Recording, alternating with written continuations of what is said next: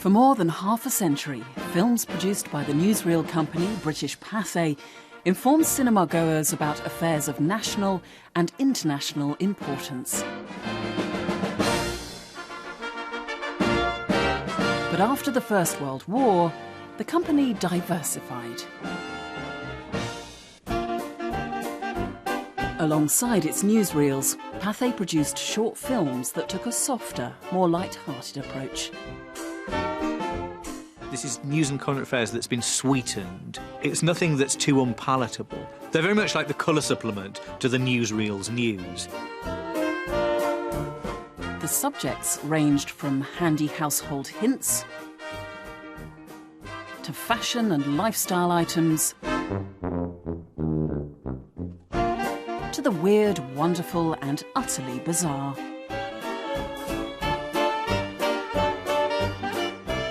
Known as cinemagazines, these films became a mainstay of Pathe's output for more than 50 years. You would be often shown amusing things about Britain. What do we like, the British?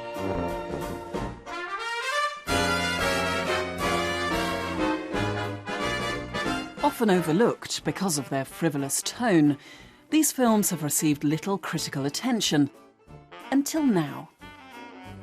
Just because a story has a light tone, it doesn't mean that what's contained within it has no value. Over 6 decades, Pathe's cameras captured everyday life, turning the man on the street into a film star. Sitting alongside celebrated and glamorous Hollywood stars, they were Mr. and Mrs. Bloggs from Accrington.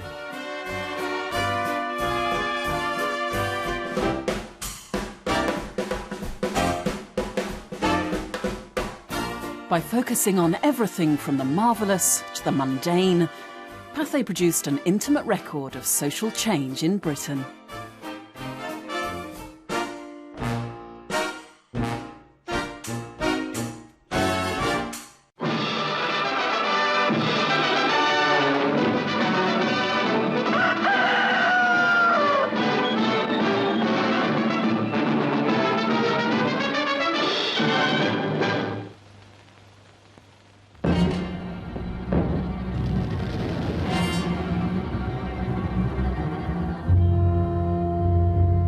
Pathe created Britain's first regular cinemagazine at the end of World War I. Cinema audiences have been shocked and saddened by news footage of frontline conflict. So the company developed a strand called Pathe Pictorial to provide some much-needed light relief.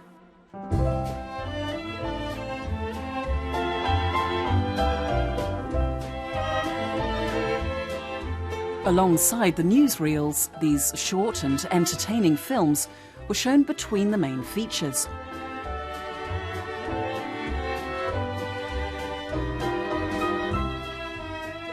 Pathe's earliest cinemagazines tended to cover traditionally male subjects. But soon the company spotted a new social trend and a gap in the market. During the 1920s, the majority of the cinema-going audience was female. So, in 1921, Pathe launched Eve's Film Review, a weekly cine magazine specifically aimed at women. What they were doing was looking at a part of the cinema-going audience and creating something which would address that market. In some ways, they were specialising their product.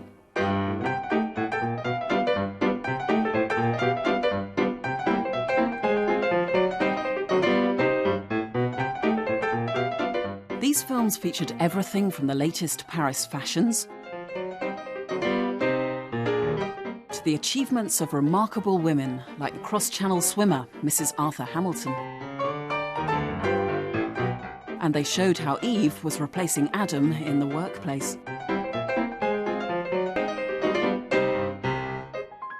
There's a reason why all these women are sitting in the dark on their own. It's because there aren't enough men around. The First World War, the Great War, has taken this incredible toll upon the male population of Britain. And this idea of the surplus woman comes very much to the fore.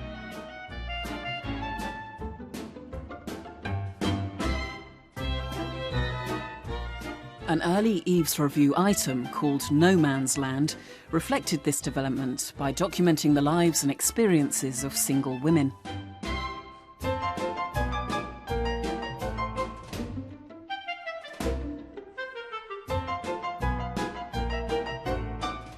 The problem of the so-called surplus woman did provoke a lot of organisations to look for ways to make life better for the spinster. And they'd all go off and sort of go for pleasant rambles and that kind of thing.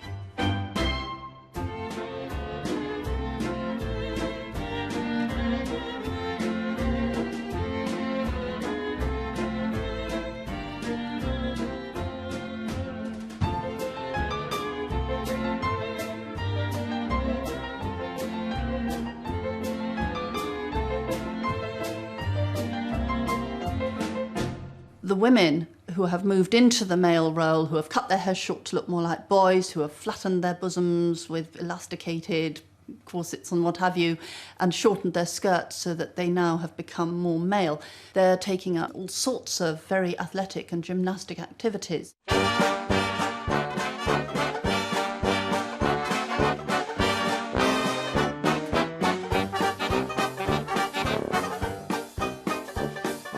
These films regularly featured women exercising their newfound freedom on the sports field.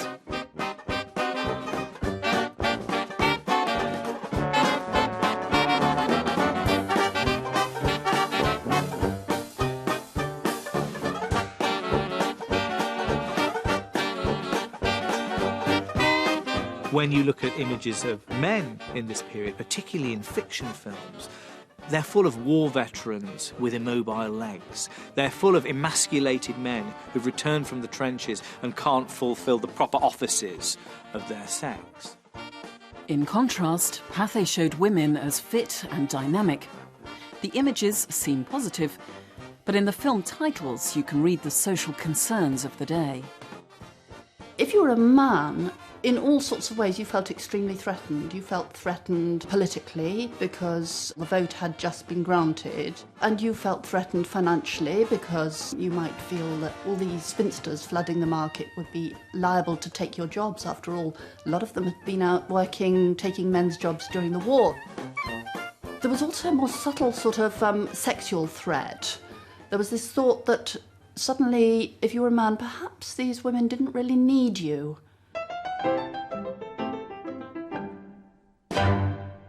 Pathe often ended these films by re-establishing athletic Eve's feminine qualities.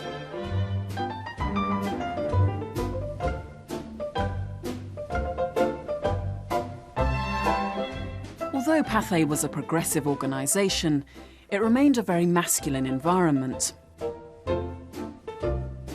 And the company made sure Eve's Film Review always had something of interest for its male viewers too.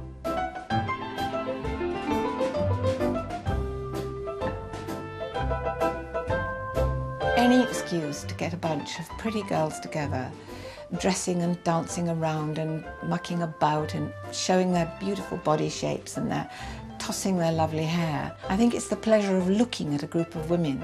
And of course, there's an element of voyeurism.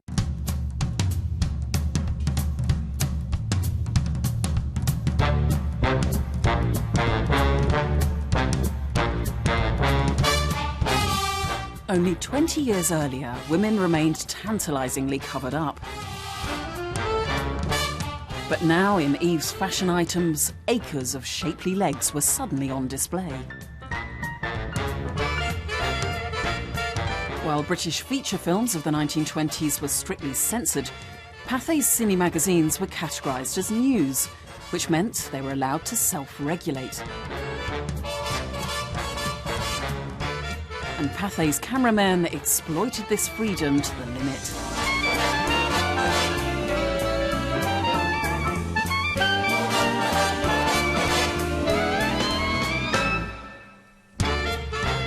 Although male appetites were well catered for, Eve's Film Review was essentially aimed at women.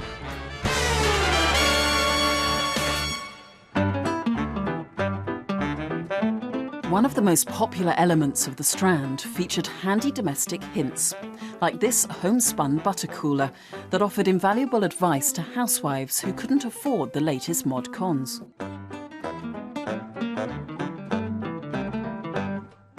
We know Pathe's audience appreciated these films because the company had an ongoing dialogue with its viewers, who frequently wrote in to comment on items or suggest subjects for future stories.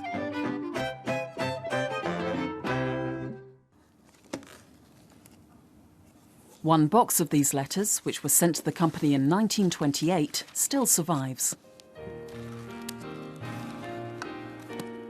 I need hardly say how much I enjoy your Eve's film review. They are so educational and so easy to follow, and it is quite a pleasure to watch them, and they only end too soon. This is from a woman in Cheltenham suggesting a story for Eve's film review, written October the 13th, 1928. Dear Sirs, I have been wondering if you could make use of the following idea in your film review, which so often contains helpful items.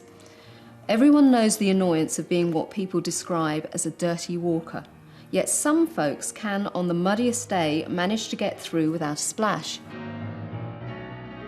This film, entitled Cheating the Mud Spots, shows how Pathe responded to the needs, interests and passions of contemporary women. From her clothes to her leisure pursuits, Pathe paints an intimate portrait of the girl it calls the modern miss. But the days of Eve's film review were numbered. In 1933, Pathe stopped producing its Silent Women's Weekly, and the company would now channel its resources into harnessing the potential of an exciting new innovation: sound.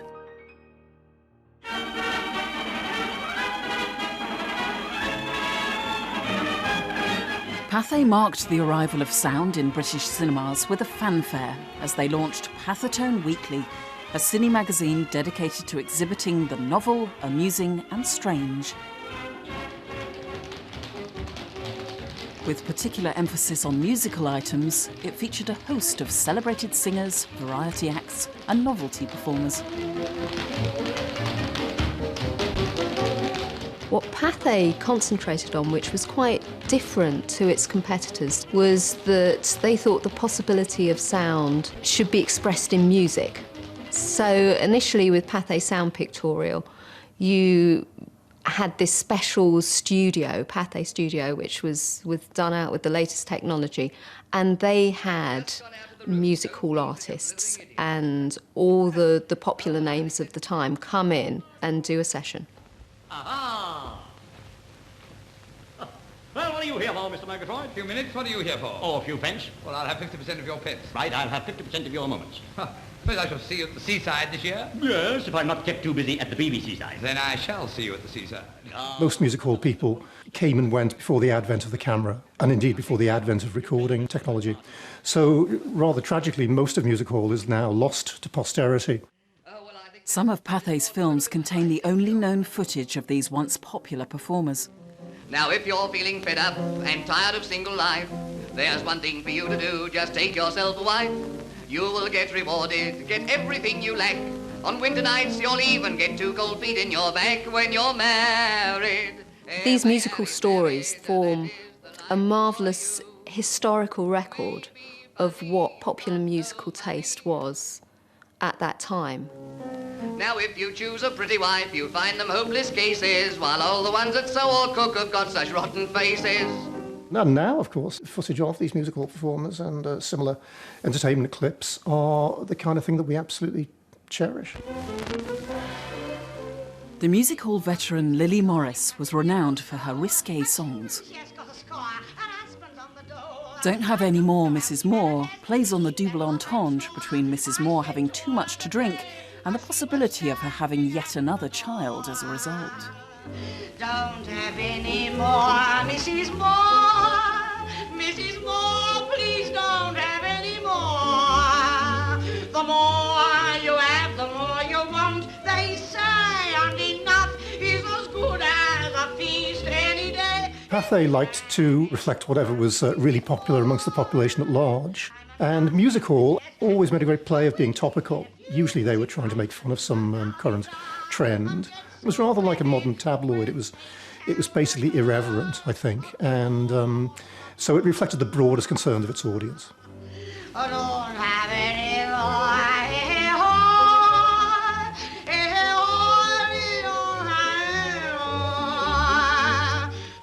To us, with the benefit of our hindsight, it's tremendously revealing of the times. Oh, it's no laughing matter. Now I shall be left an old maid repenting my sin. You never committed any sins. No, that's just what I'll be repenting. Oh, well, it's over now. Forget it. Do you think he really loved you? A glamorous double act, the Carson sisters, put a comic spin on one of the major preoccupations of Pathe's young female viewers: how to bag themselves a man, and ideally a rich one. We're digging for gold, just being good to our man. Digging for gold, the game that he began. Never quite naughty, but often quite nice. Well, if men are sporty, they must pay them price. We're really talking about women who had grown up viewing marriage as the crown and joy of a woman's life, as one writer put it. They'd grown up thinking of marriage as their absolute birthright, and they knew no other identity. Good day. What became of that other boyfriend of yours? Oh, he's a big shot down at the studio. He should be. He's been fired often enough. Well, What you wanted in life was a man. If you were still in the competition and if you were still out there, then there was a very strong sense that you had to work hard to get him. Never say no, the words of love's old refrain. Never say yes, they'll make you say it again. So just keep them guessing as long as you can, and dig for your gold by being nice to your man. Competition for audiences was intensifying, so it paid to be populist. In the 1930s, feature films became longer, leaving less room for short cinemagazines. So Pathe started to produce films that would appeal to the broadest possible audience. If you didn't like one item, then you might enjoy the next. One of the mainstays of the company's weekly cinemagazines would be items featuring the great British eccentric. Idea hot off the brain is a world-shattering device that will keep the head dry underwater. The secret is in the nifty bit of work at the back, and when installed, the apparatus leaves the hands as free as a pain in the neck. Here's another bright idea. Motorcycle goggles with windscreen wipers. Mr. Haveren, the inventor, says that a speed of 15 miles an hour is sufficient to drive the propeller that puts the wipers in action. Tom Hancock is an engineer of Beaconsfield, Bucks, and for 2 years he's been working on the idea of a motor skate that would be cheap to run and easy to manipulate. He thinks he's found it in his one-horse auto. Pathe Pictorial celebrates British eccentricity, different types of innovation, and what strikes us now is how non-judgmental they are. And partly that's because they have to appeal to everyone. A modern inventor follows an age-old tradition. Through the centuries, it has generally been the custom for men of science to try out their inventions on themselves first. And Mr. Jack Truro of Devonshire is no exception. He has invented a fluid which he claims will fireproof any normal woven material. It's very much in the tone of Mr. So-and-so has come up with this invention, and good luck to him. Pathe's eclectic programme proved hugely popular, enabling the company to dominate the cinemagazine market. George is safe, and so is Mr. Truro, the man who has the courage of his own invention. Well done, Mr. Truro. We think maybe you've got something.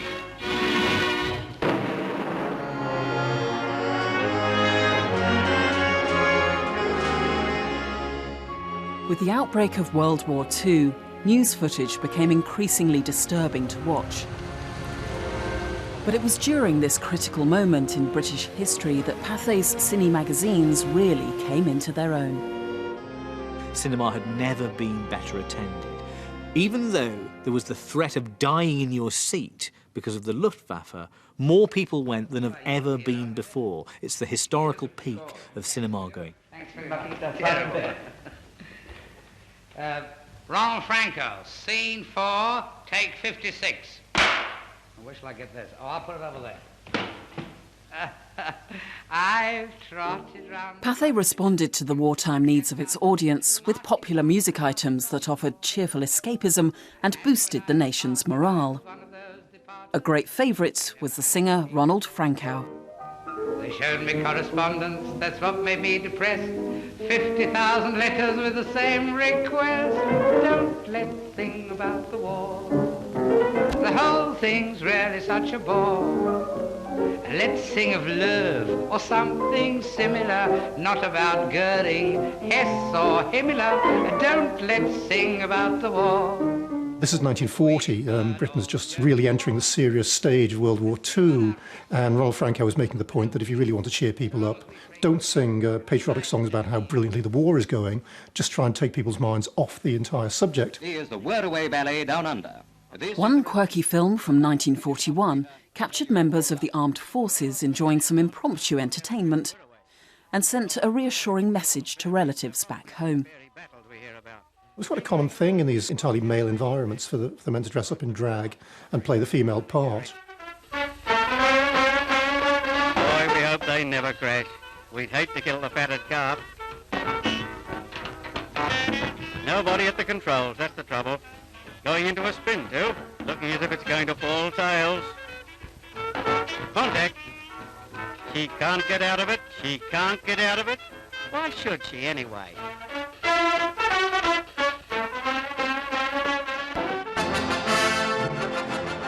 Pathe judged the mood perfectly. The company's cinemagazines became an integral part of the cinema programme and boosted the nation's spirits during testing times. People really, really needed it. And one of the things they needed it for was that sense of commonality, of an audience bonded together. An Englishman's home may be his castle, but even castles aren't bomb-proof. So it's a case of chins up with the civilians in the front line.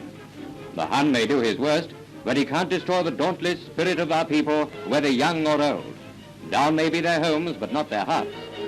But it isn't only... I think the great slogan about the war was, we can take it. No matter how bad things are, we go on. We didn't really want to take it, but we knew it was the only thing to do, so we better put a brave face on it. And we tried to play games during the Blitz, and we tried to pretend it was all great fun. Pathe's cinemagazines give us a snapshot of how the British people responded to the national call to arms, each in their individual way. Hats off to a Manchester piano tuner who has been awarded the Ministry of Agriculture's Dig for Victory diploma. Mr. Sharp is blind, but he can dig and plant and tend his allotment with unerring skill. A good example of much in little, or multum in parvo, as we Latin scholars so cleverly put it, is Warden Griffin of Mill Hill, now reporting for duty with Big Buddy Bert. Whether on the phone at the post or on the prowl outside, the weenie warden is a wonderful worker. He stands 3'11" in his pullover and weighs half as much as a man twice his size. His favourite hobby, and we can't say we blame him, is first aid. As well as its rousing soundtrack and morale-boosting messages, Pathe did its bit for the war effort, giving cinema-goers a hefty helping of practical advice. Really modern idea, look at this. Those strips of white sticky paper show up in a blackout and prevent that run-down feeling.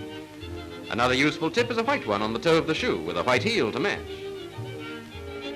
War gave cinema a new role to do. It didn't have to just distract people. It had to absolutely inform them of things that they really needed to do in the daily business of their lives. All's well in the shelter if head and feet can be quickly and effectively covered. So out of scraps of rubber, she creates, first of all, a beautiful booty that can be slipped on in a jiffy before you slip out to the shelter. She's marking out the sole. The idea, she says, is based on the suggestion of an aeronautical expert who claims that the best protection against blast is to insulate yourself with rubber, and she started with the feet. Here are the uppers.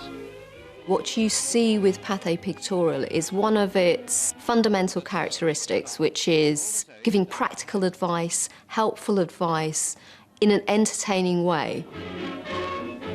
So down to the shelter they go, the little booties, their feet snug and insulated in their rubber casings. All's well if the ends are well.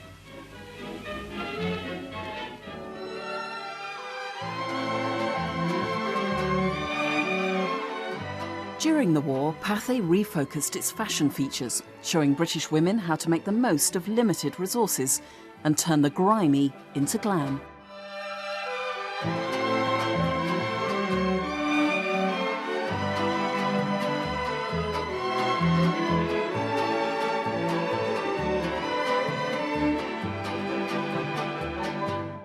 There's a real inventiveness, I think, in the way that British women engaged with making themselves feel good and look good during the war years. Make, do and mend mentality is something that's really associated with the great British housewife, and she can turn herself around and look good with little expense and in the shortest possible time. And here's a way to go to it for the girl who's tired of ladders.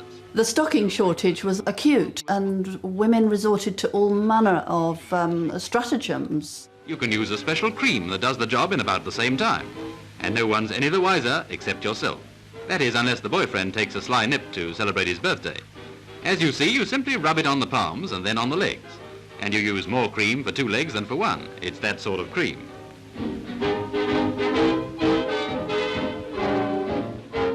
Women used, I think, a solution of potassium permanganate. They used wet sand.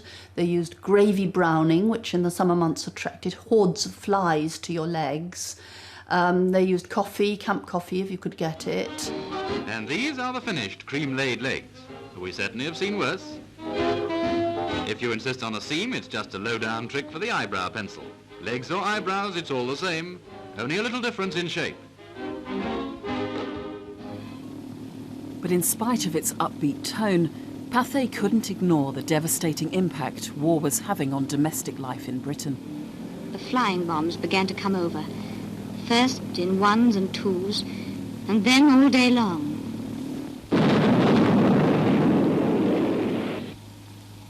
As soon as one had passed over, you began to breathe again, another would come.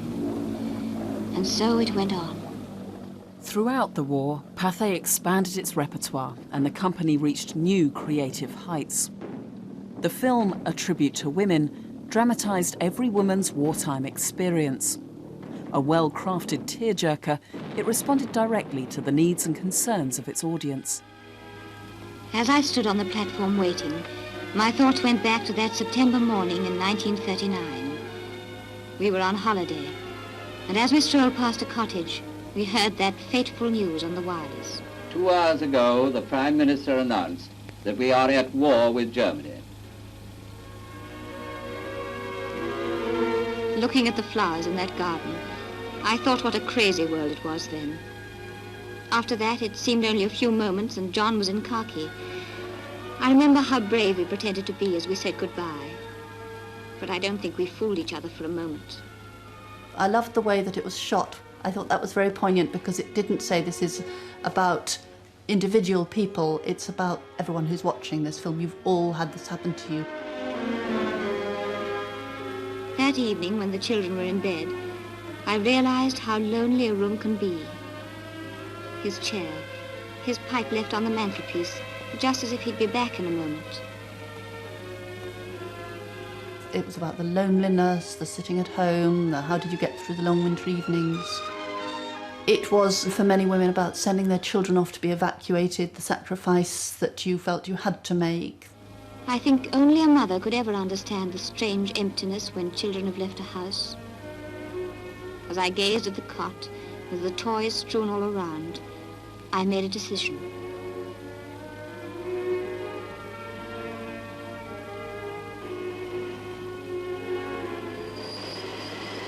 A few days later, I hadn't time to dwell on loneliness, working at the factory, feeling that I was doing something to help. Yes, I grumbled sometimes, but I always felt ashamed afterwards, knowing how much more he was having to go through out there. I found it rather moving. I was touched by it. I thought they had captured in that little Pathe clip the essence of sort of every woman's experience. My heart seemed to stop beating as I took the envelope, hardly daring to read what was inside. This was the moment I'd been living for. John was coming home. I hurried to the station and stood there waiting and remembering.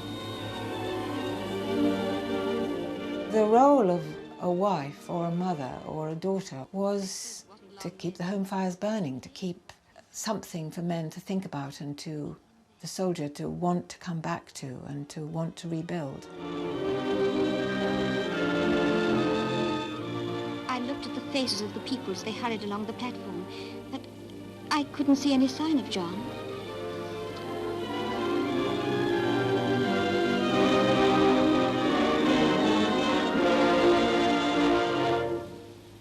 Then suddenly, there he was. It was us two alone. There were so many things I was going to say to him, yet just to hold him again meant more than all of them. It's emotional, isn't it? The homecoming. The tremendous sort of joy of returning. What it didn't enlarge on was what then. Once the victory celebrations were over, Britain was left to nurse its wounds, and it soon became clear that the nation was deeply scarred by the conflict. Back from the front to the peace of an English hospital come men who are now convalescing. A short while ago, they could not be moved from their wards, but today, thanks to skillful treatment, yes, and a burst of sunshine, they're able to take a little exercise in the grounds. And it's easy to see whose side the nurses are on.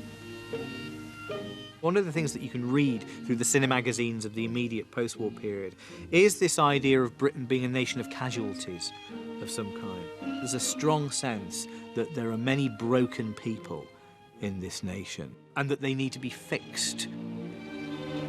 The hospital is situated in a beautiful stretch of typically English countryside, well wooded and undulating. From the grounds, the convalescents can glimpse a lovely bit of the homeland that they've been fighting for.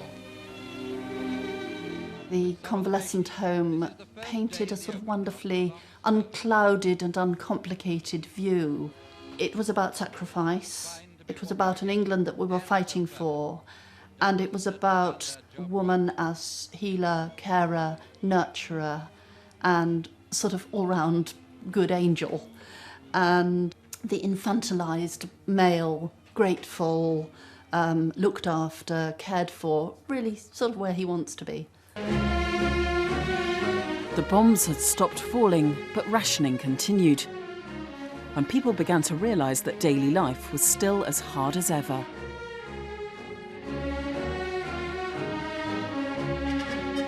There was this feeling that the suffering was still going on, and I think over the period, let's say 45 to 50, 51, there was gradual resentment about all that. Damn it, my husband, my brother, my father went through the Burma campaign and came back, and still we can't get bananas. Responding to the widespread sense of dissatisfaction, Pathe ran a series of cinemagazine specials featuring feel-good films intended to create a more positive mood. This item, filmed at a nursery in North London, captures a repairman giving broken toys a new lease of life. Yes, it's a business, happiness. It's Jack Burkett's business, the toy doctor at Hampstead Day Nursery. His job is making happily ever after a real-life ending. His work makes him a partner in their happiness. You get a sense of a country kind of putting itself to rights, and a country that wants to cure itself of something and is looking forward into a brighter future, that it's going to make damn sure happens. Rationing in Britain finally ended in 1954, and a year later, Pathe's cinemagazines burst into colour, reflecting this optimistic new age.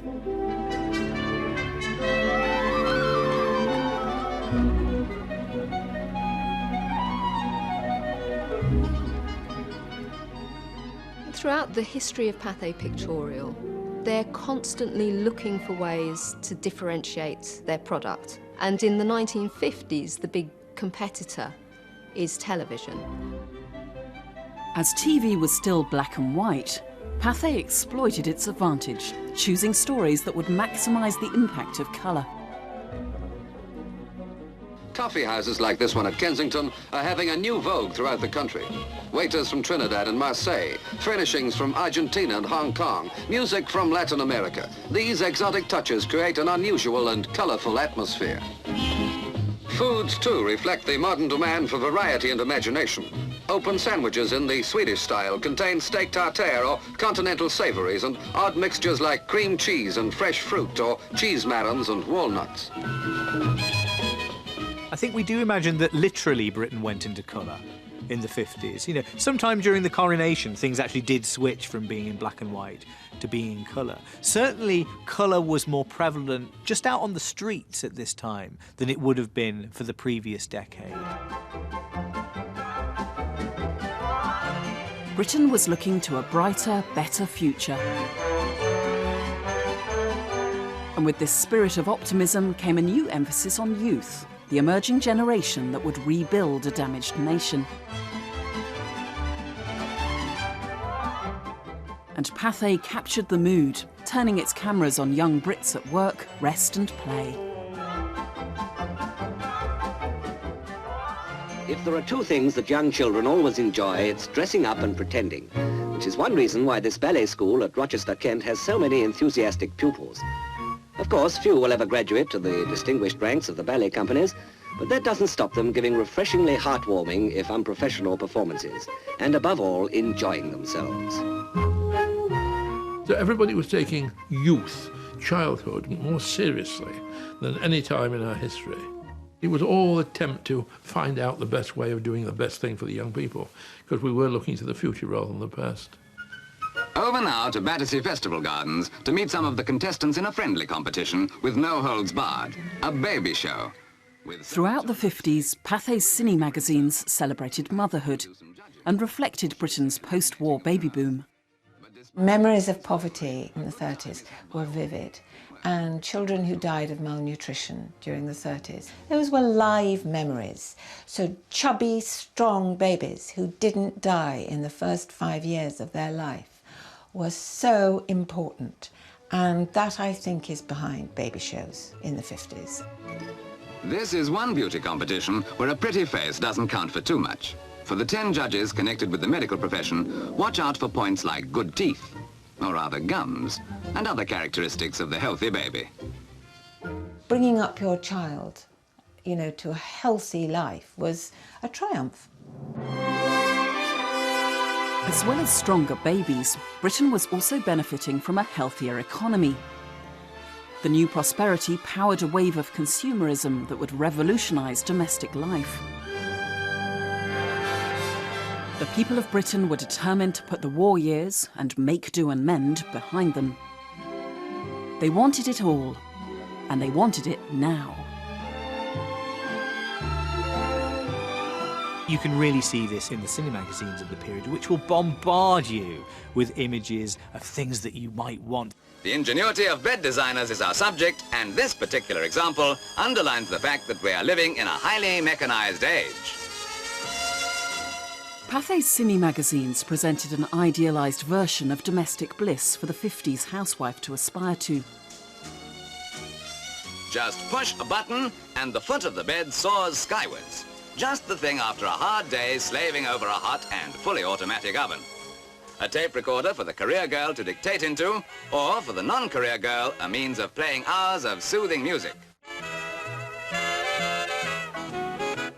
Really, the cinemagazine is embodying that new consumer culture, the culture that's going to end with Harold Macmillan telling everybody that they never had it so good.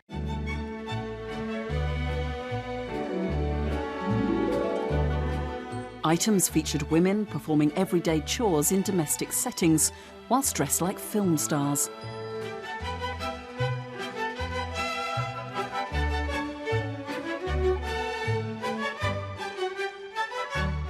You didn't let your house show any dirt or any dust, nor did you let your body or yourself show any.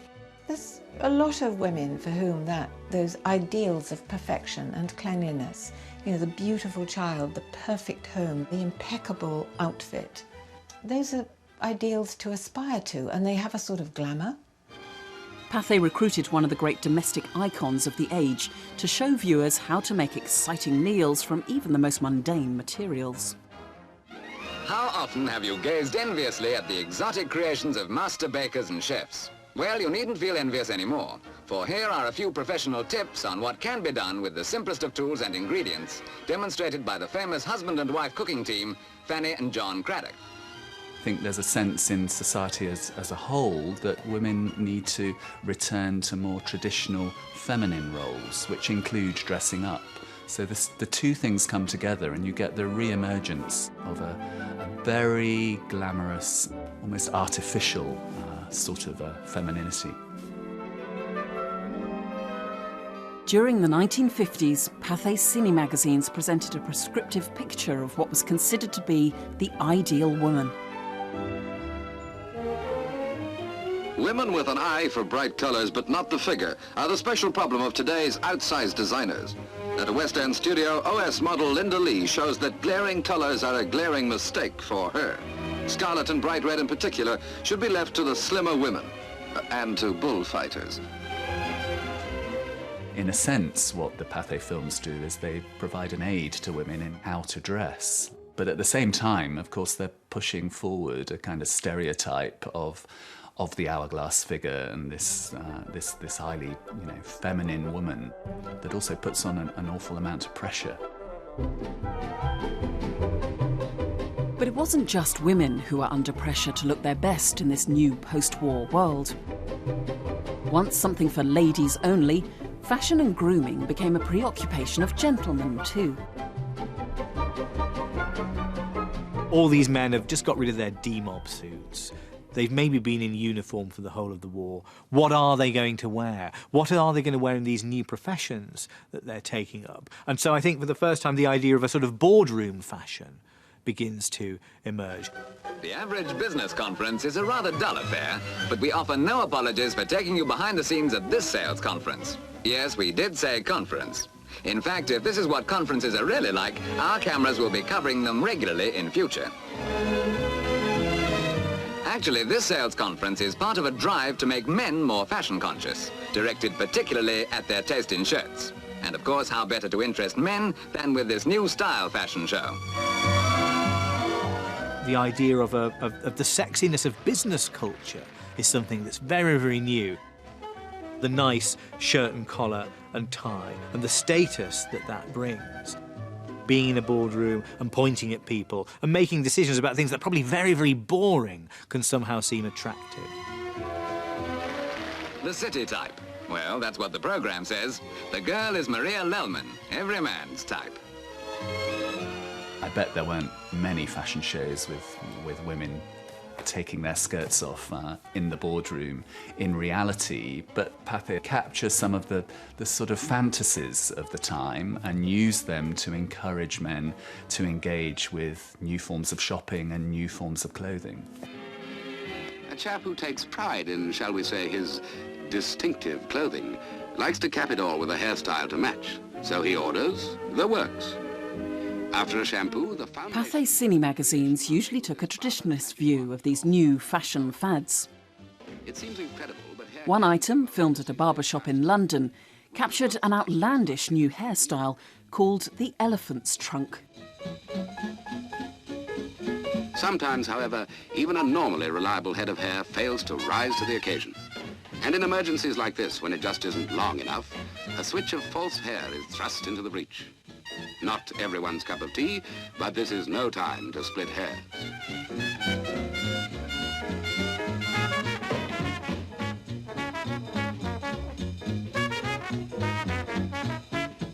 To Cyril, the new style is a work of art. To the customer, it's a mark of distinction. To other folk, it looks like an elephant's trunk, which is just what it is called. We repeat, the elephant's trunk. What Pathe, I think, are trying to do is reassure their audience, perhaps a middle-aged, middle-of-the-road provincial audience, that although this looks bizarre and possibly threatening, as it probably did to a lot of people, it's okay, and the voiceover is stressing that it's all good, clean fun. The style may not be a practical one. It wouldn't pay to go near machinery, for example, but at least it's guaranteed to improve the memory. Have an elephant trunk, and you'll never forget. Throughout the 50s, many British industries embraced opportunities created by the new consumer society. The rise of advertising didn't go unnoticed at Pathe, which was constantly looking for new stories. And the company was soon working closely with many influential promoters. In 1957, Pathe turned its cameras on a publicity stunt that saw a tramp transformed into a smart, suit-wearing citizen, anticipating today's makeover shows. The idea is that as part of the show, some of our top stylists should set out to prove that grooming maketh man, and that even down-and-out Ted can be transformed into a model of sophistication with a little expert treatment. The film was a collaboration between Pathe and a particularly opportunistic entrepreneur.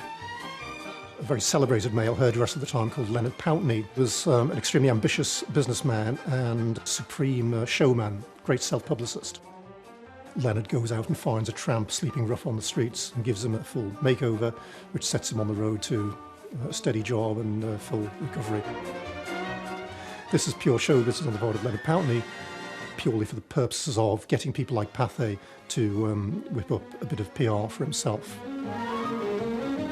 Actually, although most tramps wouldn't change their way of life for all the tea in China, Ted, at 39, has had his fill of adventure and romance, as some call it, on the road, and welcomed this opportunity of getting back on his feet. After this lot, Ted starts job hunting right away, although for that matter, the audience is full of likely-looking employers. I think it points to one difference between then and now, in that appearance was everything in that world.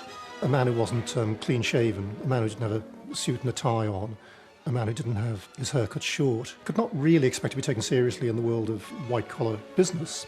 And the idea that an unshaven man could go into a job interview and last more than a few seconds would have been considered ridiculous. Undoubtedly, this is what they call living it up. But Ted's not so sure. Thinks, this is what they call living it up? But the mood was changing. As the 60s unfolded, traditions were swept away and a new spirit of rebelliousness emerged. Powered by Britain's dynamic youth culture, the country embraced new fashions, tastes and values. Youth, the swinging youth who have given staid and sober old London its recent swinging metaphor. And it's the voice of youth which is decreeing change in this city of increasing contrasts. Exuberant, extrovert, exhibitionist, not even the gay young things of the 20s could make such a shattering impression on our capital as this generation. Swinging London, changing London. Down with the old, up with the new. Although Pathe tried hard to reflect the changing world around it, the company was one of the old guard, and it found itself out of touch with an increasingly youthful audience. This became particularly obvious in items covering the new pop culture. Its 1963 film, Beatnik Beauty, featured a girl that epitomised new cool, being turned back into old school. Look at that beatnik girl. She's passing a Mayfair beauty parlour where smart, chic women pretty themselves up. No place for her, or is it? Go on, see what they can make of you, because it so happens they specialise in teaching teenagers how to make the best of themselves. You look as if you could do with a good square meal, as well as a wash and brush up. But no, those eggs are only there to provide a lather that will condition your hair. Relax, and they'll make a gracious lady out of you yet.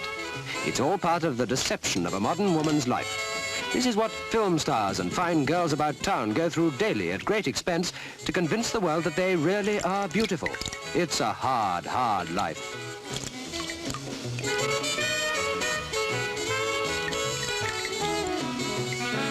Cinderella's ballroom. Can this really be our beatnik? Have we witnessed a grand transformation scene with a modern Cinderella switched from her leather jacket to genuine elegance? It's hard to remember what this girl looked like when we persuaded her to look in. Many of the cine magazines Pathe produced during the 60s lacked the creative energy of its early years. By the time you come to the 1960s, there is no competition. They've effectively got it sewn up.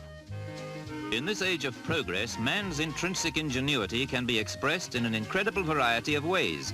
Model making, for instance, is a pastime with its own numerous permutations, depending on what you model and what you model with. Whereas before you would see them changing and innovating, they don't have to try anymore. If you look at their product throughout the 1960s, it doesn't change. And everything around them does change. They can fashion almost anything with a few expert squirts of royal icing.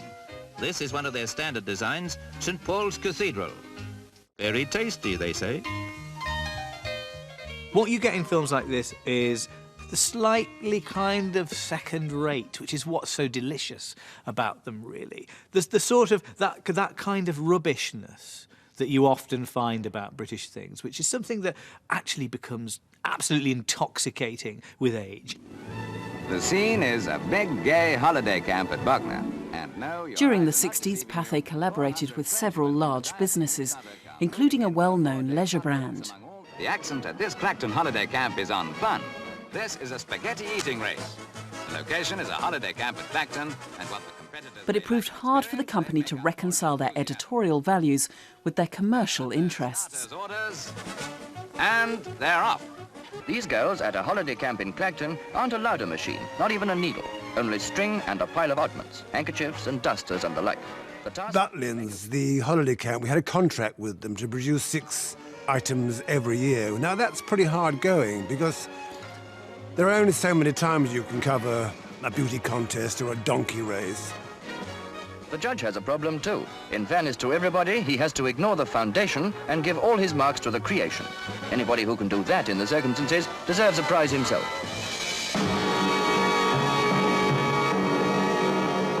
So I came up with the idea one day of sticking plaster on the backs of bathers so that as the sun shone on them, words appeared on their backs.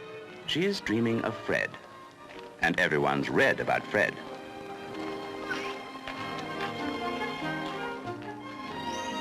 She's dreaming of nobody, but she can't resist the latest seaside craze of sun signs. Here at Bognor, the craze began. It soon spread. Everyone's walking around with sticking plaster on their backs, waiting for the sun to leave a white tattoo. We pretended this was a great craze, and amazingly, it became one afterwards.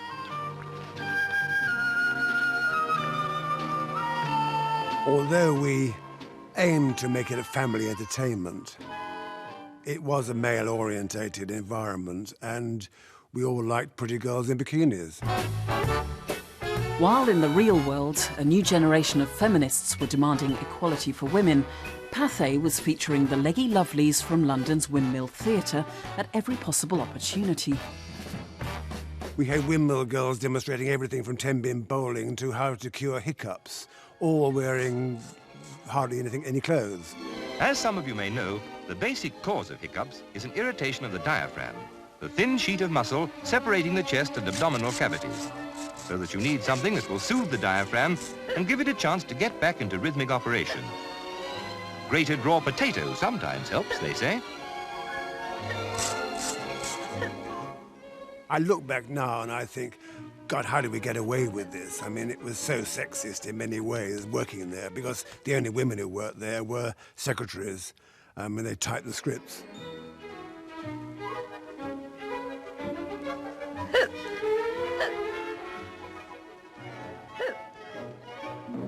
We were looking for fun stories, and we had fun looking for them. The world had changed irrevocably since Pathe produced its first cinemagazines.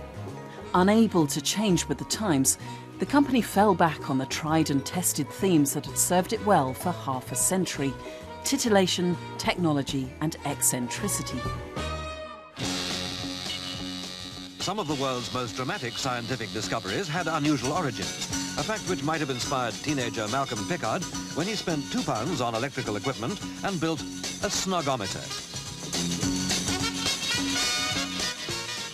Britain is supposed to be the centre of the sexual revolution. And here you've got this wonderfully suburbanised version of it, where this boy has invented this contraption in his bedroom and is hooking people up to it to sort of test their lustiness. Hold tight, just testing.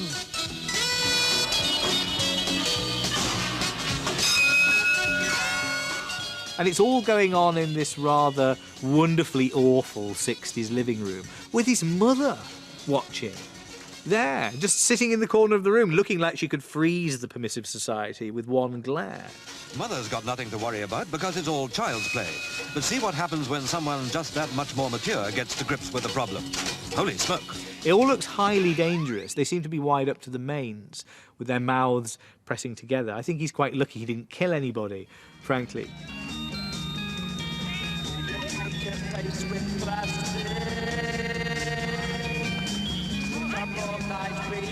By the end of the decade, Pathe's distinctive take on contemporary culture seemed out of tune with the times. These clips of hippie lifestyle or swinging London suggest to me are a sort of carry-on stereotype of the fashionable life. Short of giving itself a complete makeover, I think Pathe doesn't quite know the way forward from this point. Cinema audiences had come to expect one continuous and often spectacular feature. Pathe's idiosyncratic cinemagazines, like this film entitled Stolen from Men, no longer had a place in the cinema programme. Look at this girl, and in particular, look at the nail varnish she's got on. White and pink. Where did she get it? This is where she got it. She stole it from men, from a real true He-Man's motor accessory shop. The cinemagazine was more or less made redundant by television, which found that it could do exactly the same thing. It seems now to us a very televisual form.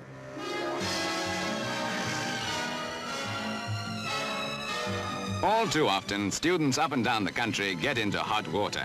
Yet, obviously, they're not such a shower as some people like to make out. In fact, with ingenious ideas like this literally on tap, these industrial designers of tomorrow are going to make a devil of a splash.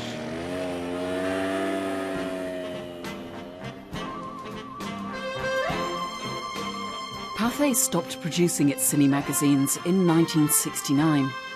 But for more than 50 years, the company's cameras had captured everything from the banal to the bizarre.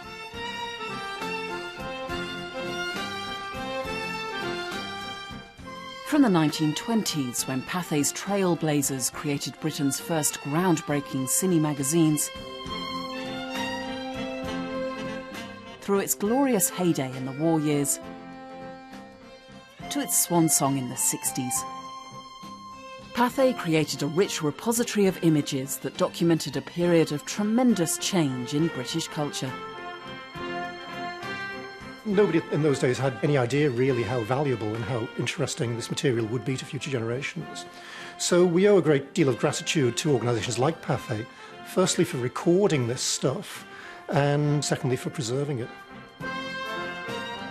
It's an incredible body of work, and it's profoundly influential too, I think, because they founded and articulated this form that really is visible absolutely everywhere in TV culture today. Turn on your TV in the afternoon or the early evening, and you are watching the ghosts of the Pathe cinemagazine parade before you.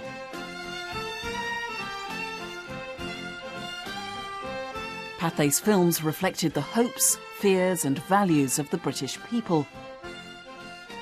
Often quaint, usually quirky, these cinemagazines are an entertaining, enlightening and intimate record of a changing nation.